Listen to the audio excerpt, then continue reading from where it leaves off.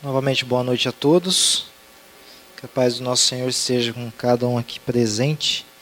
Quero que os irmãos dêem uma animada. Parece que está num velório, né? Todo mundo meio tímido, meio traído. Tem que animar. Animar porque a gente está na casa de Deus, na casa do nosso Pai. E todo cristão tem que ser alegre, deve ser alegre. Mesmo as dificuldades, as lutas que enfrentamos. Tenho certeza que todos aqui estão cansados de um dia de trabalho. Quem sabe engoliram muitos sapos, quem sabe aí foram forçados aí, porque às vezes a cama até pediu para ficar em casa, o sofá pediu para ficar em casa, mas eis-me aqui, né? Eis-me nós aqui. Então, estamos aqui porque Deus nos chamou, Deus tem um chamado para cada um. Antes de começar esse tema fantástico, vamos curvar nossas frontes e falar com nosso Deus. Querido Deus, eterno Pai, aqui estamos mais uma vez, ó Pai, porque Tu nos chamou. Aqui estamos porque nesse momento vamos ouvir mais uma vez a Tua voz, falar ao nosso coração, ó Pai. Que possamos deixar todas as lutas, as dificuldades, os empecilhos, o rancor, o ódio, tudo lá fora, ó Pai. Que na verdade isso não deve permanecer em nosso coração, mas que possamos estar conectados unicamente a Ti. Por favor, seja conosco, em nome de Jesus, amém. O tema desse dia, né, que é dia 12 de fevereiro, o dia 7 da programação, é o resgate dos arrependidos. Todos aqui têm o guia, né? Todos têm o guia? Tá tudo em casa, né? Só que o tema de hoje vem falando sobre o filho pródigo. Todos já leram de manhã, de madrugada. Só que o tema ele vem falando sobre algo mais essencial. A lição ele vem falando sobre o filho pródigo, sobre o retorno do filho arrependido. Só que a gente vai estudar nessa noite a importância de Cristo, a importância de Cristo ter vindo à Terra. E o verso que a gente vai estudar hoje, o versículo, é João 1,14. João capítulo 1, versículo 14. Quem puder abrir ou quiser acompanhar aqui. A palavra do Senhor diz assim, ó. E o verbo se fez carne e habitou entre nós. E vimos a sua glória como a glória do unigênito do Pai, cheio de graça e de verdade. Aqui João estava falando de quem? De quem? O próprio Jesus. A história do nascimento do Salvador está registrada com mais detalhes nos evangelhos de Lucas e Mateus.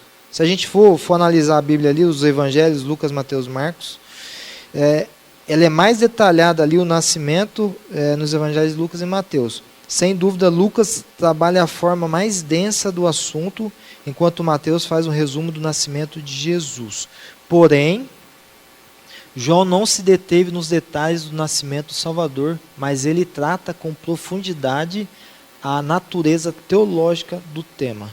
Se você pegar o Evangelho de João, você vai ver que ele parte mais para a parte teológica ali, não fica nas histórias. Vocês entenderam? Os primeiros 3 livros ali, que é Mateus, Marcos, Lucas, conta mais histórias. E são parecidos ali os evangelhos. Você vê que as histórias são bem parecidas, muda alguma coisa ou outra. Mas o evangelho de João é mais na parte teológica do tema, do assunto. Não podemos começar sem que a convicção de que estamos pisando no terreno sagrado, mas que foi revelado é o suficiente para nos rendermos com reverência sobre a grandeza do tema. Você acha que quantas barreiras imagináveis Cristo precisou romper para resgatar o homem? Imagine, né? O plano da redenção não foi algo efetivado à distância, mas houve um envolvimento direto de Cristo. E o primeiro passo visível ao homem foi a encarnação. Antes de pagar o preço literal por nossa redenção, tornar-se homem era um caminho imprescindível. Não se trata de um disfarce ou um faz de conta. Imagine assim, para Deus, para Jesus se encarnar, Foi algo imprescindível. A gente não, na nossa memória, isso, na nossa mente, isso daí a gente nem sabe como que aconteceu isso. Olha o que Ellen White disse, ó, interessante. Ele soube que o significado ter fome, sede e cansaço. Foi sustentado pelo alimento e restaurado pelo sono. Foi estrangeiro e peregrino na terra. Estava no mundo, mas não era do mundo. Foi tentado e provado como o são os homens e mulheres de hoje, vivendo contudo uma vida sem pecado, compassivo, compreensivo e terno, sempre gentil para com os outros. Ele representava o caráter de Deus. O Verbo se fez carne e habitou entre nós, cheio de graça e de verdade. Amém? Esse é o Cristo reencarnado. Ele era Deus, ele se fez homem, passou por tudo isso, teve fome, sede e cansaço. Mas ele veio para mostrar para a gente que nós podemos também. Mas ele era Deus. Olha o que ele fez por nós. Esse é Deus. Tem uma citação interessante de Hernandes Dias Lopes, que ele diz assim, ó, ele vestiu a pele humana, pisou o nosso chão, comeu o nosso pão, bebeu a nossa água, chorou as nossas lágrimas, sentiu a nossa dor, foi transpassado pelas nossas iniquidades, morreu pelos nossos pecados e ressuscitou para a nossa justificação. Ó, que glorioso mistério! Deus fez homem, o Eterno entrou no tempo, sendo Ele o Senhor, se fez servo, sendo Ele rico, se fez pobre, por amor de nós. Sendo Ele santo, foi feito pecado por nós. Sendo Ele bendito, foi feito maldição para que nós fossemos benditos eternamente. Amém? Olha que citação interessante. A encarnação de Cristo era imprescindível. Ou seja, ele precisa duas razões aqui para essa encarnação. Primeira, ele precisava vencer onde Adão falhou. Onde que Adão falhou? Ali no Éden. Primeira tentação, Adão falhou. O primeiro homem, Adão, foi feito em alma vivente. E o último Adão em espírito vivificante. 1 Coríntios 15, 45, é isso aí. O primeiro Adão foi feito em alma vivente e o último Adão em espírito vivificante. Em João 14, 1, que a gente já leu, ele deveria obedecer como homem sem vantagens sobre o primeiro Adão, então por isso o Verbo se fez carne. Esse é a primeira razão. Ele precisava vir para vencer onde Adão errou. O segundo ponto, assim, é que a gente acabou de ler, né? O segundo ponto, porque o salário do pecado é a morte, mas o dom gratuito de Deus é a vida eterna por Cristo Jesus, nosso Senhor. O nosso resgate teve sua concretização plena na cruz, mas foi o ato generoso de Jesus se tornar homem que possibilitou tudo isso. O ato de Cristo ter morrido na cruz foi o ápice ali, porque Cristo ali, todos os nossos pecados foram perdoados através da morte de Cristo. Porém, tudo isso só foi possível porque Cristo reencarnou. Ele veio ao mundo para viver e morrer no meu e no seu lugar. Aqui diz aqui, a encarnação é uma doutrina cristã que transcende o nosso entendimento, mas nutre nossa alma de gloriosa segurança. Esse evento tem passado muitas vezes despercebidos, mas é de valor incalculável. Isso é bem expresso na afirmação, nessa citação aqui de Lewis, que diz assim, ó, em nosso mundo também, em um estábulo, certa vez tinha algo dentro dele que era maior do que todo o universo. Olha que reflexão.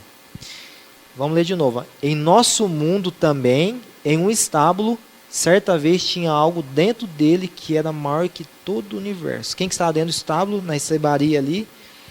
Jesus. Ele era maior que tudo, mas ele estava ali, ó. Interessante, né? Até uma reflexão para a gente. O céu não se fez economia quando o assunto era nossa salvação. Deus se tornou-se homem. E o que ganhamos com isso?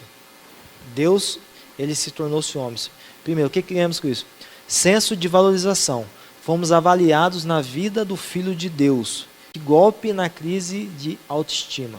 Segundo ponto. Consciência da grandeza do amor de Deus. Por mais que a cruz seja o ápice desse amor, o nascimento de Cristo é sem dúvida algo admirável. E o terceiro ponto aqui, senso de comprometimento divino. Deus foi longe para trazer você para mais perto. Deus foi longe, ele se tornou carne, virou criança, cresceu, viveu entre nós e morreu na cruz. O Verbo se fez carne e habitou entre nós. Não podemos avaliar que profundo interesse ele tem pela família humana. Ele conhece o valor de cada pessoa. Que tristeza o oprimia ao ver a herança que ele comprou, encantada com as invenções de Satanás. Olha que citação fantástica de Ellen White. Esse segundo ponto aqui, ó. Que tristeza Cristo ele vê quando nós se encantamos com as artimanhas de Satanás. Tudo que Cristo fez por nós, quando a partir do momento que a gente troca todo aquele sacrifício, todo esse ato de reencarnar e morrer na cruz, por meras coisas mundanas.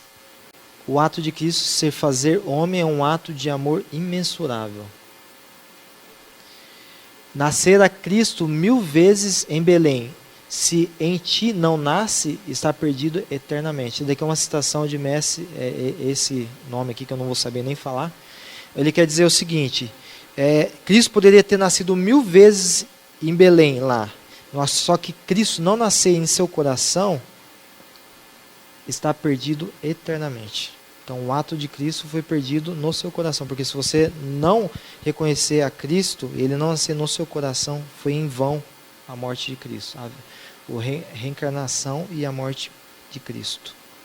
Esse daqui é uma citação de Agostinho de Hipona, ele é um dos mártires também do cristianismo. Não podíamos seguir o homem que tínhamos sob os olhos e era-nos necessário imitar a Deus, que para nós era invisível, a fim, pois, de dar ao homem um exemplo e um exemplo visível. Deus se fez homem. Não sei se vocês conseguiram entender a essência dessa citação. Ele quer dizer assim, a gente não podia seguir o homem que tínhamos nos nossos olhos, porque o homem é pecador, é falho. Era necessário imitar a Deus, para que nós era invisível, a fim, pois, de dar ao homem um exemplo, e um exemplo visível, Deus fez homem. Então, para que Deus ele desse exemplo para nós, ele se fez homem para o quê? Para nós seguirmos o exemplo de Cristo. Então, ele está dizendo que nós olhávamos para os homens, só víamos falhos, homens falhos. Se você olhar para mim, você vai ver um homem falho. Só que aí, o que ele fazia? Vamos olhar para Deus. Só que Deus era invisível, a gente não conseguia pegar exemplo, porque Deus é infinitamente, a gente não consegue chegar nem aos pés de Deus, porque a gente é imaginável na nossa mente. Então Deus ele colocou exemplo, quem foi exemplo? Cristo Jesus. O Calvário deve ser, sem dúvida, protagonista na história da redenção. Mas jamais subestime o que aconteceu naquela manjedoura. Aqui, mais uma vez, a lição ela vem incentivando que a morte na cruz foi essencial. Porém, o nascimento de Cristo foi essencial, foi importante para nós estarmos aqui. E temos a certeza que um dia estaremos no céu. Hoje é dia de lembrar que, além de morrer para nos salvar, ele também nasceu para nos salvar. Então, se Cristo nasceu, ele morreu, mas ele nasceu para nos salvar. Ele se fez homem, o Verbo se fez homem. Mais uma citação aqui de Max Lucado. É interessante, essa daqui é uma reflexão para a gente. É o que a gente busca. Infelizmente, a gente só fica buscando. Se a nossa maior necessidade tivesse sido a informação, porque hoje a gente busca a informação, Deus teria nos enviado um educador. Se a nossa maior necessidade tivesse sido por tecnologia, Deus teria nos enviado quem? Um cientista. Se a nossa maior necessidade tivesse sido por dinheiro, Deus teria enviado quem? Economista. Se a nossa maior tivesse sido por prazer, Deus teria enviado alguém para nos entreter. Mas a nossa maior necessidade foi o perdão. Então Deus enviou quem? Cristo, o Salvador. Amém? Então hoje é o momento da gente que aceitar. Aceitar que Cristo ele veio nesse mundo para nos salvar. Ele deixou tudo, ele deixou o céu, ele deixou os anjos, tudo que ele tinha, os privilégios que ele tinha no céu. Mas ele veio aqui, nessa terra, para viver, sofrer e morrer, no meu e no seu lugar. Então é hoje o dia. E às vezes a gente brinca de ser cristão. Às vezes a gente parece que o sacrifício de Cristo, todo esse ato de Cristo foi em vão. Então a gente precisa refletir o que Cristo fez por mim e por você. Porque a gente tentar pelo menos entender um pouco essa história de Cristo. Imagine, eu vou citar um exemplo aqui, eu estou te conhecendo, é Cauane, estou dando um exemplo de Cauane. Ela deixou tudo para vir aqui para um sonho dela, um sonho de estudar, tá? Ela deixou família, deixou casa, deixou lar. É um sacrifício que ela fez. Tá sendo fácil? Faz quanto tempo que você está aqui?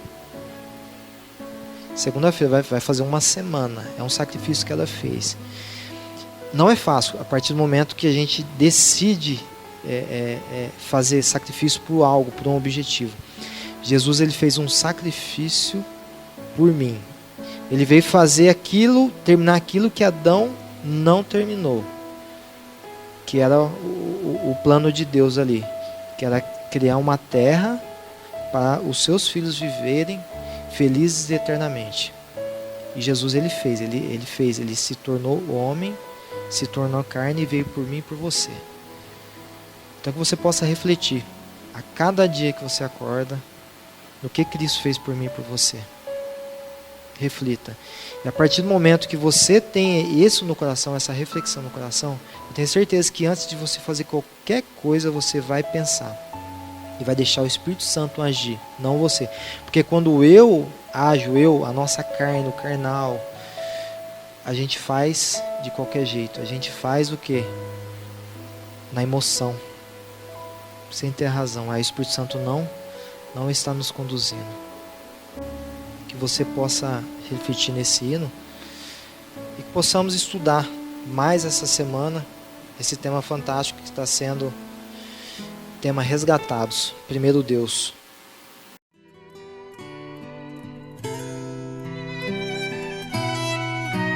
Ouve, Senhor, a minha prece, eu quero aqui te pedir. Querido Deus, te agradecemos, ó Pai, pela oportunidade que o Senhor nos dá de podemos ouvir a Tua voz, a Tua palavra, Pai. Aqui aprendemos um pouco, bem pouco mesmo, Pai, desse sacrifício, Pai, que Tu fizeste por cada um que está aqui. De deixar as mansões celestiais, deixar tudo para vir morrer por mim e por cada um que está aqui, ó Pai, na cruz do Calvário. Obrigado, Senhor, porque estávamos como ovelhas desgarradas, mas o Senhor veio para nos resgatar, ó Pai. Por favor, que o Senhor venha nos dar ânimo, alegria para continuar esse ministério, ó Pai. De buscar as pessoas que ainda não conhecem, as pessoas que conheceram e estão afastadas de Ti, ó Pai. Que possamos, como o Senhor disse mesmo nessa lição, durante essa semana, ó Pai, que o Senhor deixou as 99 ovelhas e foi atrás de uma, ó Pai, porque era valiosa. Que não possamos se esquecer de cada um que esteve aqui conosco e não está mais, ó Pai. Que possamos orar para que o Espírito Santo venha tocar no coração dessas pessoas e também que possamos ter a ação, ó Pai, de ir lá visitar, saber como que estão essas pessoas e motivá-las a voltar para os caminhos de Deus, ó Pai. Por favor, esteja conosco, dê um restante de semana abençoado na Tua presença, que possamos estar aqui mais uma vez na sexta-feira, nos pequenos grupos e no culto divino no sábado, ó Pai. Em nome de Jesus te pedimos, amém.